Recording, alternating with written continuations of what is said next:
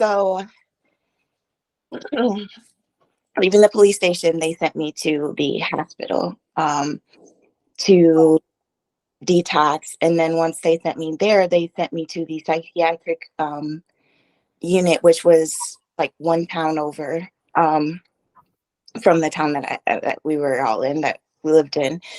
And when I got there and you're experiencing these thoughts of like hopelessness and helplessness, and you already feel super alone and isolated, they isolate you more. So when I get there, they allowed me 3 phone numbers. I had to write them down out of my phone because they took my phone. I couldn't call anyone right away, that I had to see the doctor first. And when the doctor comes in, um, the way it was presented to me, they were like, here's a piece of paper. You sign this piece of paper. We keep you here for 3 days. And if you don't sign this piece of paper and you refuse, we can get a court order to hold you here for 30. I said, what? 30. I'm like, okay, so I guess I'll sign the paper, you know? um, so I signed myself in for the voluntary 3 days. And they took everything: shoelaces, shoestrings, belts, jewelry, like stripped me of everything. Put me in a gown and had me sit on this bed. Like, the bed, you could see the straps on the bed. So I'm freaking out. I'm like, are they gonna strap me down, or are they gonna, it's, you're panicking. And I could hear my neighbor, the woman who was in the room next to me, adjacent to me. It's this blood curdling scream. And I'm like, I'm freaking out. I'm crying. I'm like, I don't want to be here. Like, not only do I not want to be here, but I don't want to be here.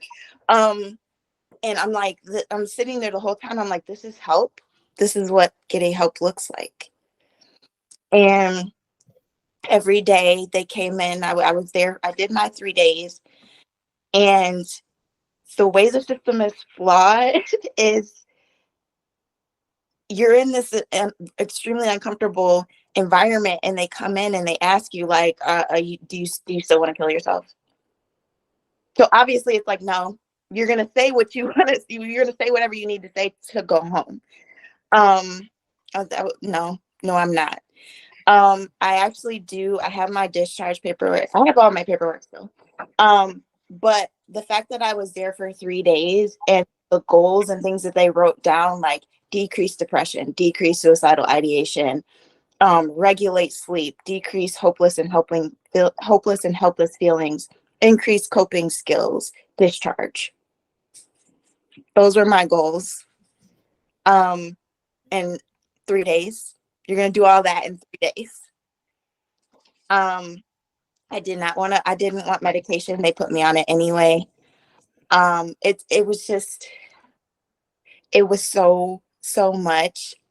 My neighbor had schizophrenia. And she would come over and just stand in my doorway and like do this on the wall with her head. And I would like try to talk to her, but she would just look at me and do this. And the feelings of like, I don't belong here, and they surely make you feel like you don't belong in here. But then it's like, this is help.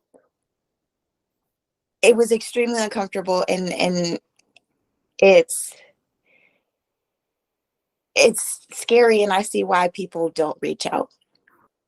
And the hotlines, my experience with the hotlines, there was one situation where I was having a really, really rough day. And so I reached out to one of the text hotlines, and I literally talked to this person for 3 hours. And for 3 hours, this person was just like, I understand. I empathize. I understand. I empathize. For 3 hours. And I'm like, okay, Robot. I'm not getting what I need. But what a lot of people don't understand is that, as Tan said, a lot of them are like volunteers. If you do get somebody that's not a bot, they are volunteers, which makes it hard because a lot of them are personally invested, and it's hard because maybe they've lost someone, and so they're trying to, push through their own pain while trying to help you through yours, and it's tough. Um, and I don't want anybody out there to think like, well, there's no help, I'm just gonna kill myself, because that's not what I'm saying. Please don't. Um, it's just the experience that I've had. I want to share because I feel like there should be some place for those who are struggling with depression without psychosis. All of my paperwork says severe depression without psychosis, and somewhere for us to go and just have somebody there that could talk to you. But if you reach out for help, they're going to send you to the ER. The ER is overworked. All the nurses are overworked. They're trying to keep up with, gunshot wounds and stabs and strokes and heart attacks. And then we come in and there's presentably nothing wrong with you. So it's like they're already stressed out. They're like, okay, why are you here? Like, okay, so they shove you on what they call the chest pain unit, and it's like, what is the chest pain unit? And you certainly find out like you're in the psych ward. That's where they don't know where else to put you, so they put you with. And it's a very scary and a very uncomfortable place to be in. And the reason that I choose to share the story is because I really want there to be a better solution for what to do with someone who's just a little bit overwhelmed with life and everything that's being thrown at them all at once. I mean, I'm open for questions. I don't know. I'm just like, the first time this is all coming out in years. So, oh, I'm holding my tongue. okay. I'm gonna be honest. I'm just, this is make real change. And I'm outraged, and I think that anybody watching this should be outraged that we treat human beings like this. From a healthcare standpoint, from a humanitarian standpoint, we have to change that system. The first thing that came to mind is, I'm like, I'm a church boy. I'm like, dude, I wish we had a hospital entity that operated similar to a church that's 24 hours that people could just go to, not halfway home. Something that somebody, if they're feeling like this, they can come to this place and feel love. Okay, so you're in my brain. Because I was like, okay, we got to think solutions. One, Brittany, thank you for, I'm so sorry, choosing to share that. I echo what Mike said. I'm really sorry that happened. And every single thing that you said, I witnessed as an employee of of contracted employee to work in the hospital on the psych floor. And that is a reason why I had to leave that job, because I was getting into it with my supervisor, with my colleagues, with nurse practitioners, with nurses, with the doctors, because I was seeing this happening and I was like, this is not okay. There is just simply seeing you as a human being. How I approached anyone that I would meet.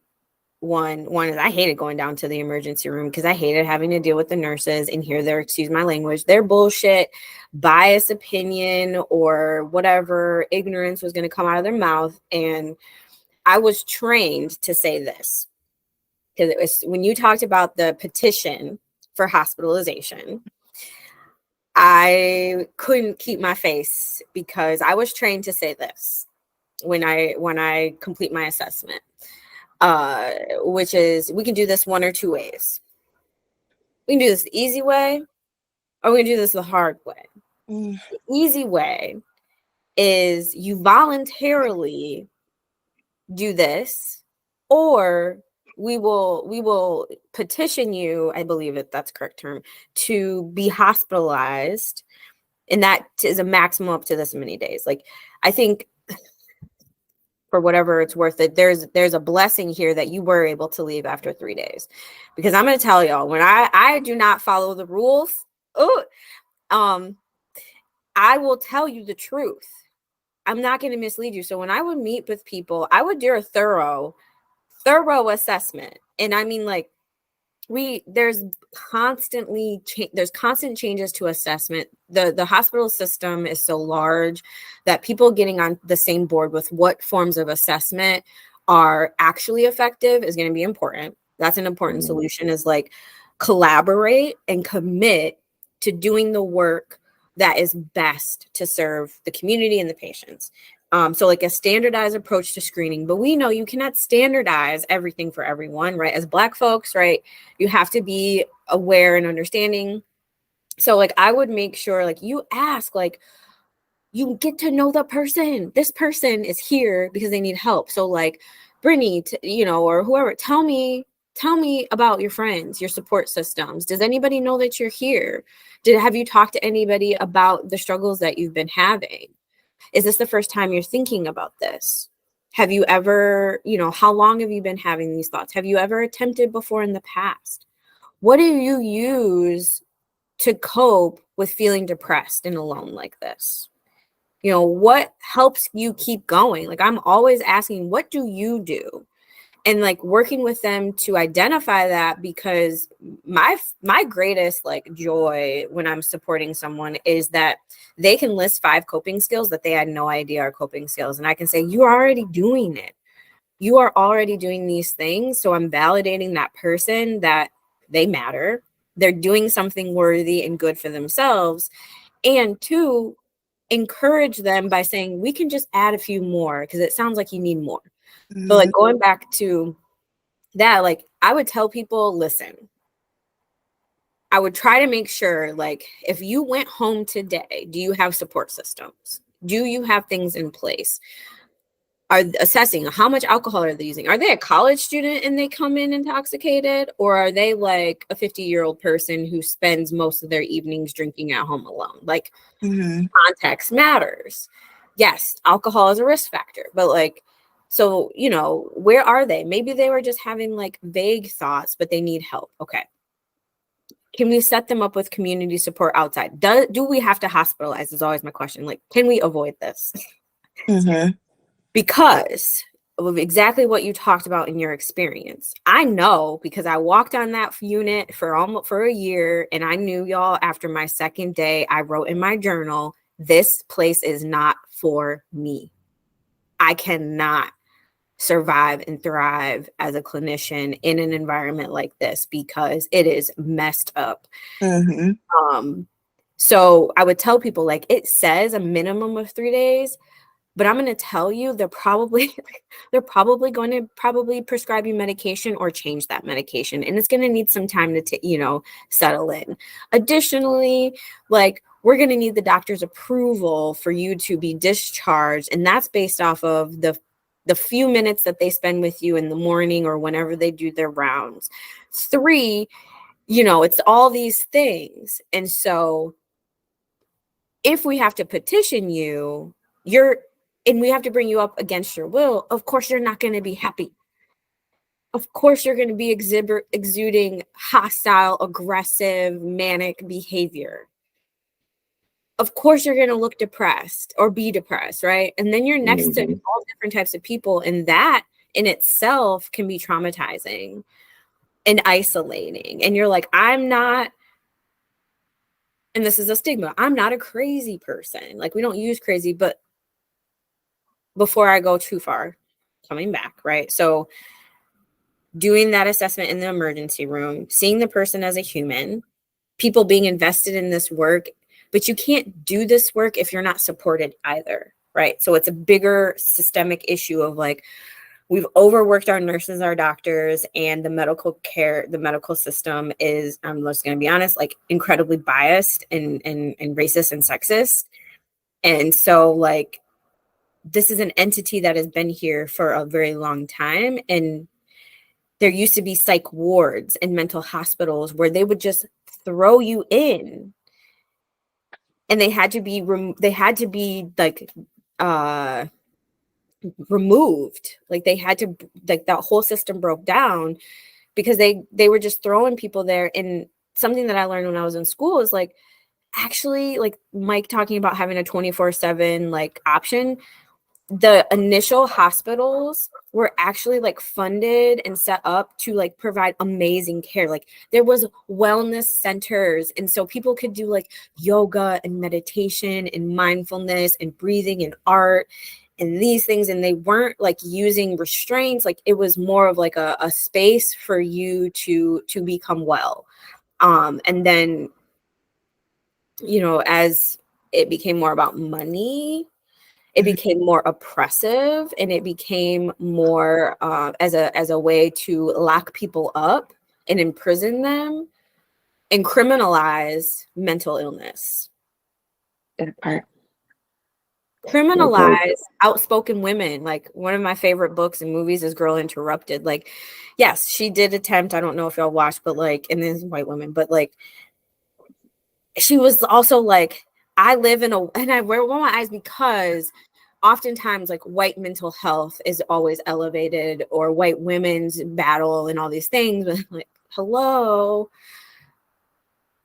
we're forgetting about some people behind here who also endured a hell of a lot worse. My point is, anytime you're an outspoken person who pushes against a system of oppression, and you're often deemed crazy, you're often deemed, you know, this person's out of whack. Like they maybe have some wacky ideas and they may be a little extreme, you know, overwhelming, but there's some truth to that. So, all right, went off on a tangent, and I'm gonna bring myself back.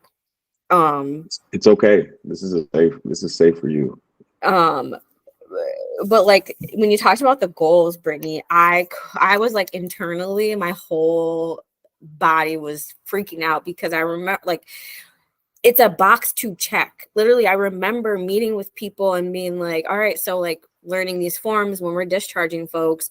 Okay, like we have to have a safety plan. We have to have goals. I'm like, this person, like, these are some lofty ass goals. They're going to have to like go off and try to do on their own. When if they could do that, they wouldn't be here. And being here damn sure didn't teach them this. I mean, I will be honest, like I tried, and my colleagues I worked with, but like we would have mandatory group, right? Where I would facilitate group with all sorts of different folks. Somebody has like schizophrenia, is actively having delusions and hallucinations over here. Somebody has bipolar disorder, and they are just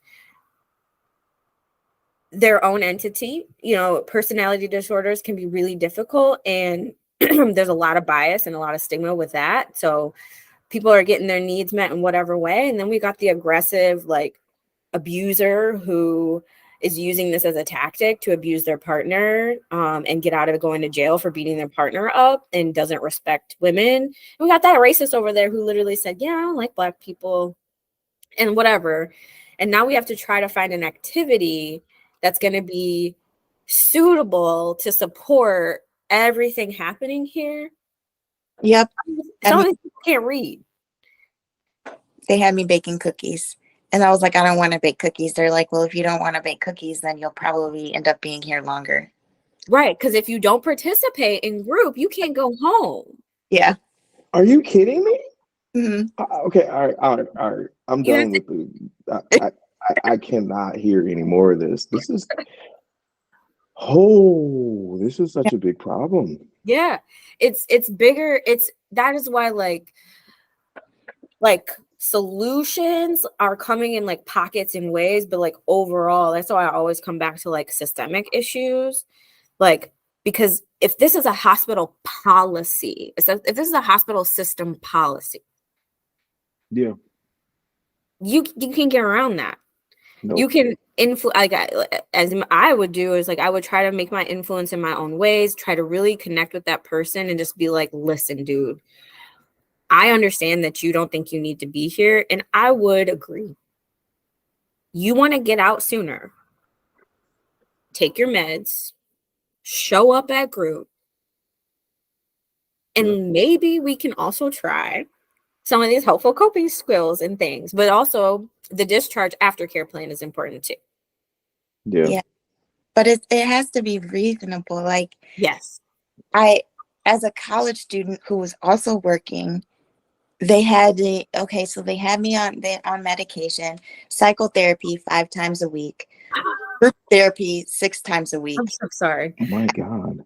activities therapy 2 to 3 times a day. Who wrote that shit? Like, I'm not lying to you guys. It's right here. 5 times? Psychotherapy 5 times a week. Group Good therapy. Lord. It's a lot. No way. It's a lot. Right. And also, like, that's the thing, building a relationship with this person of like, what is their life like? What can they do? How can we use their environment and to support them? And like 5 times a week plus group plus that. I love that you said that. Yeah, that's quite unreasonable. I have a question. Go ahead. I have a question. Is it costly from a monetary standpoint? You're getting waxed. Yes. You're getting waxed. Yes. And Can I so interject really quick? Go for it. When you talk about costly, right? Let's also talk about this is a business. So the hell that clinicians have to go through, specifically in private practice, to get insurance to effing cover the treatment. It has to be a DSM specified disorder with all of these things in order for insurance to pay it out. And like I was working full-time with like a salary and could not afford to pay for therapy because my insurance wouldn't cover it, and it had to be on a sliding fee scale. So even that, right? Let's talk about the barriers. Pause. This is the same insurance that you pay $200 a month for. Mm-hmm. Out of your check. That part, I pay close to close to $600 to $1,200 of premium insurance. Mm-hmm. My employer kicks in an additional $300. So we're paying about altogether. You can pay up to $1,800 a month into an insurance policy that won't even cover what you need when you need it. This is something that we could talk about for another 3 or 4 hours, because the insurance policy or the insurance companies that provide healthcare insurance don't have the community at heart. Why? No. I think that we have posed enough of a proposal to governance on this issue, and that's also why I'm having this conversation today, so that we could take it to our local governments. We can take it and make it a big deal. Just like if you want to make change, you got to make it a big deal. Our politicians need to hear this. We need people in governmental areas that will put pressure on our insurance companies. Mainly the president has to.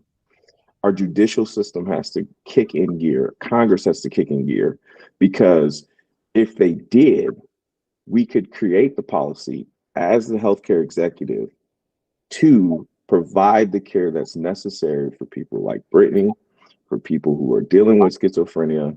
We can actually create better pipeline jobs. I think that our problem is we went to an institution to certify and validate training. We don't need to do that.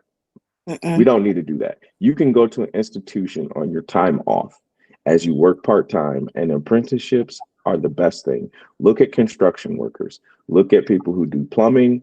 Look at all of those type of works. It's a skilled trade labor. Honestly, I believe that a lot of our healthcare stuff is technical anyway. It's a technical skill set. And I think that we can really do a lot of good by looking at and reevaluating who we hire, how we hire people, and what we hire them for, so that we do have enough labor, because there's tons of labor that's available and ready available for this kind of thing. But I think that it starts with, we have to create a ripple. We have to create a ripple with our government. We have to create a ripple and say, this has to be on everyone's plate. And I think that it's starting, because you have big backing of the NFL, who are huge lobbyists. We have all these NFL players that suffer from CTE. Yeah. That can get on board. So the money is there. Okay, you read my mind, because I was like, we need money. We need we need financial currency and social capital for that. The money is there. We can always get funding. The government can print it, policy can create it, and they can funnel it to the right places. There's no reason why we have $230 billion going outside of the United States. Well, I can think of a few. $30 trillion in debt. Yeah, I can think of a few. So you can do this for your people. Yeah, I think remembering to become grounded in like the importance of faith, and how we can use our influence and power. Because I mean, you could read it, you could see it on my face. I'm not really good at keeping my face, but like I think of so many valid reasons that we distrust our political leaders. And thinking about like what is the currency, or what is the language that we can use to get through them. And like you said, that funding, like we need to have that money talks first. First and foremost, always. There is I think of all of the politicians who vote for specific interests, right? Yeah. That's coming from people who are giving them money to be in those positions. And we think about those who speak specifically on behalf of their constituents. They're not the sexy or glamorous topics. No. And when we talk about wellness and mental health, I think of like all of the add-ons of wellness that have been, adapted over time. It used to just be like mental and emotional care. Now it's financial. Now it's social and physical and all those things. And like that's important. Although those things are important. And looking at society, the vast like separation. People who and even like people who have the money and the means, they look good, they can pay for that, but that mental emotional wheel within themselves is still not right. But because they have financial resources and other things, like, they can get by. But like I can't help but like go back to, we need community, and we need collectiveness and togetherness. And looking to certain systems that have been in power for a really long time to get it right, and they've gotten it wrong for so long. Like when people talk about throwing a training, get more training, teach them these skills. And it's just like, if someone doesn't want to stop being racist, that part, and they look at a Black person coming for help and they aren't soft, they're maybe angry or aggressive, because that's very normal when you're having a difficult time, but they criminalize that. Like, you can put a policy in place, but like you can put policies in place and people don't follow the policy because they don't give a crap. Okay. Yeah. So this is where we're self-governancing. I think also we are society as a whole. There has to be an entity out there that's doing something correct. Okay. Especially with this topic, there has to be a resource out there that's got it. They've got it. They understand it. There has to be. And I think that if we can model and replicate what is working, Mhm. that is like it's a principle of business. So it's a principle of any system. It's a principle even in the Bible. Yeah. You know, be fruitful and multiply. So if we can replicate what works, Mhm. what's fruitful, what will help people out there, um, including myself, like if I'm going through a self isolation, I need to feel comfortable and feel like I can go to, I know where it is. I can go and get help, Can I, and they're gonna help me. yeah. Can I say something? Yeah. It's not. Oh, I'm not sure. Mhm. It is like. Let me roll it back. What do I really want to say? I think it would be better, in my strong opinion, to look at indigenous practices, like ancestral indigenous practices. Because I can tell y'all, like, I'm in a nonprofit organization where it's a sisterhood, and it's Mami Waz of the Round Table. So it's calling on the African deity Mami Wata, right? And like our ingredients to it is like sisterhood. It's journal, reflection, time to vent. We're meditating together. You know, we are exploring what's happening like within, like, some people believe, some people don't, within like the astrology and what's happening with the moon. And um we're talking about how we're being impacted by that. So like that's a way, but like just that community collection, like it's already been done. Like this thing that we're looking for, I was going to say, like, it's not a sexy, like, Western capitalized thing. Like when we talk about yoga isn't a white Western practice. This comes from like Eastern indigenous practices as well, like yoga, mindfulness, meditation, tapping into spirit, you know, lighting sage, incense is cleansing. Like those are things that has been demonized, one, but Mhm. two, like we don't do that, like sit in a circle. But anytime that I'm with a group of Black women is healing for me. Sasha, shout out to Sasha Center in Detroit. This is an org, nonprofit, sexual assault survivors, but centering Black women. So like That's we good. write poetry together. You know, we'll talk about spirituality. We'll do retreats. We'll go on walks. We'll do journaling. That's not, it's nothing new. Like we'll talk about hair. We'll have money to get our hair done because that's a part of healing for Black women, Mhm. our hair care. And so like I think about things like that. Like there are spaces and places it's happening, but they have to work really hard to get funded Mhm.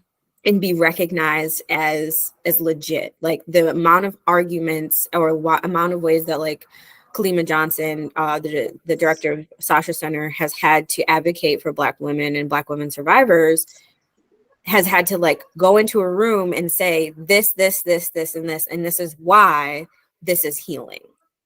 So also having to prove the legitimacy of our healing practices when they're not from a textbook. Mhm. Yeah.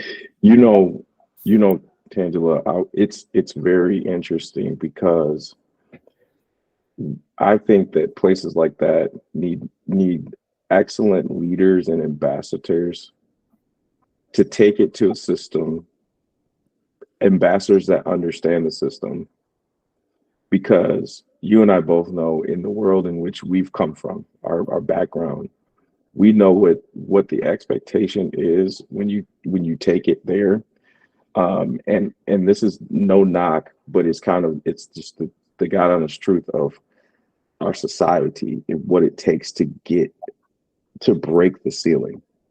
Because we have broken a ceiling, but we haven't broken the next ceiling. Mhm. Now, to break the next ceiling is in a scientific society or a society where you have to have proof and you have to have all of these measures and metrics and all of these things, um, data and all of that kind of stuff. We can't get into presentations being half cocked. You know what I mean? Like Yes, you can make your points, but you have to validate and Mhm. credit. And so that's why, like I said earlier, we are put in a place where we have to be, we're made so weak, but we have to overcome it with like 100 times more strength. And so you see us becoming doctors, you see us becoming lawyers, you see us getting licensed, you see it. We have to do all of this, and we create more debt for ourselves that we can't climb out of. You'll never pay it off. The And phrase then used to be a if we couple. don't do it, we systemically suppress what we can legally have access to. And then it seems as though when we get our legal access, we still don't have this, that, and the other to do it. But I'm here to say this, Tangela, it starts at the individual local place.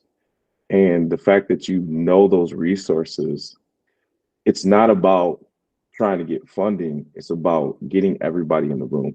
Look at how we created a culture at Central. We Mm. didn't pay for our culture.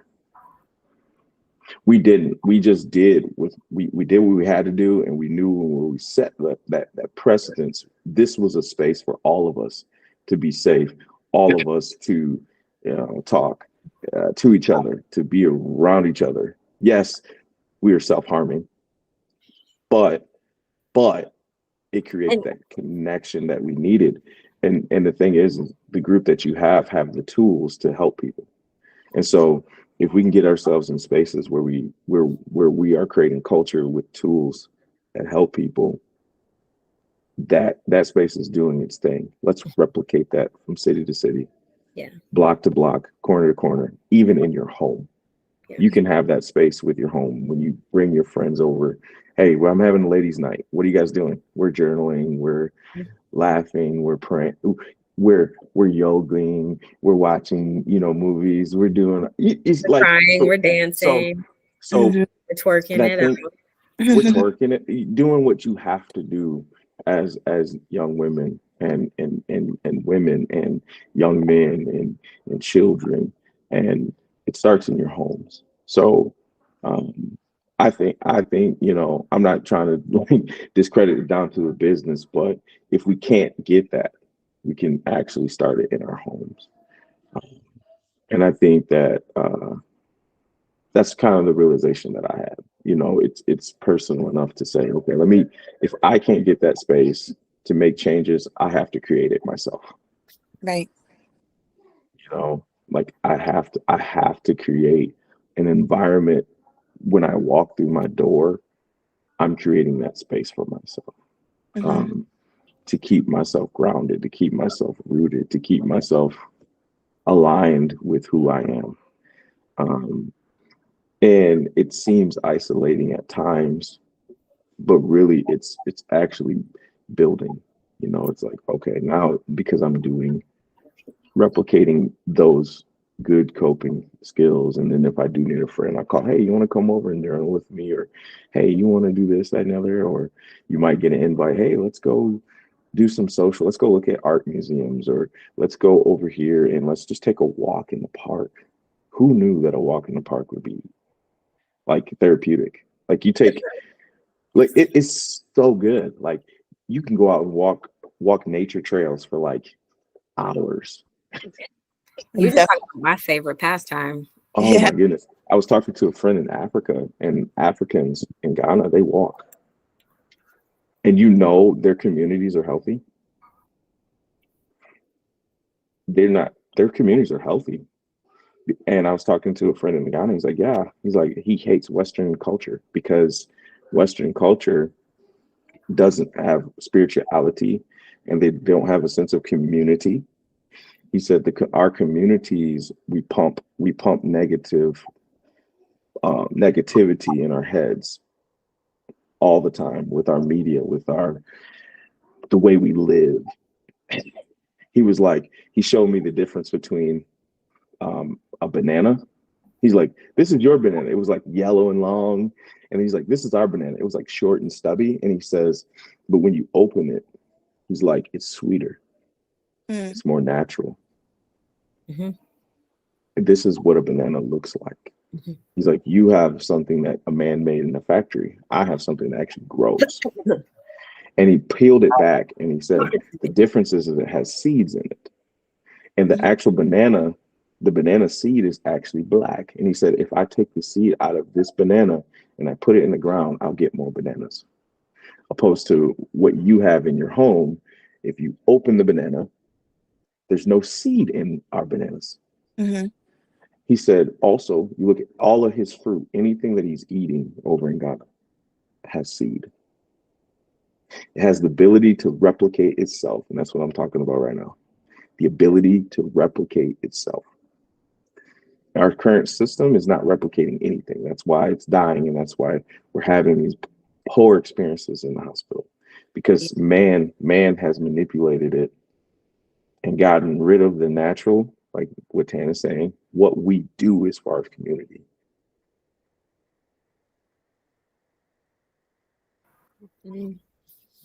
Yeah. This is good. How y'all feeling? How y'all feeling? I just want to do a heat check real quick. Yeah. Just, how you feel? Starting to hit my wall. I'm like, I'm just thinking of you, Brittany, because I also didn't consider how impactful this conversation might be for you and on you. Again, I'm immersed in this world, so my life is constant talk about trauma, suicide, death, and like I'm an observer of experiences, and then like can add in mine, but like this is my norm, and so I will be thinking of you, as I have been thinking about you also these past few weeks, just what you've shared. But I hope that you do some good care for yourself in that. And like, I hope that community is a space, like whoever you're going to be able to be around today will be fulfilling, not draining. Yes. Because like you said, and I appreciate you, Mike, kind of bringing it back. Cause you know me, I exist on the fringes of looking at all of like, this is wrong. This is wrong. This is a problem. We need to change this. And so coming back to being like more grounded in it, I am so thankful that I can not only exist in spaces and be that person for people, but I have multiple spaces that I can go to. So I know it's happening, which is also where the criticism is coming from, is because I know it's happening. And in the spaces that I'm in, I'm seeing it happen. It is happening. Change takes forever. It takes forever. But little by little, I do see it happening. But I can't not say this, because I took my voice back about, I don't know, 6 or 7 years ago, where I just would not even have considered that this conversation would ever be happening. Like I would shake when I would speak, and used to really fear my voice. So anyway, I talk a lot now, and something that thinking about when we were talking about like influencing policy and legislation and all those places was like, the master's tools will never dismantle the master's house. As I've been watching Dear Mama and learning about Afeni Shakur and her involvement with the Black Panthers and the Black Panther Party, and really like Tupac's life, I'm always looking back at our civil rights leaders and what was happening, and why they were viewed in the ways that they were viewed, or why they did what they did. And I have so much like pride in that, and respect for that. And like my uncle calls me militant, and so like I also embody that as a person, like truly as a person. I'm like, oh, if I had more courage and more fearlessness, I would be an extremely radical person. But I'm in the positions that I'm in for reasons, and I've learned how to exist and survive, and I don't have to code switch on my job. So you know, I get to have the real conversations and with my bosses. Anyway, I agree, replicating this, continuing to educate, because folks don't know things. And appreciate your willingness, Brittany, to share your story and your experience, because we know that connection, like, to that helps people. I'm just also so tired of people having to share their stories in order for it to be accepted. Yep. But also that's somebody who is immersed in the work and sees it all the time. So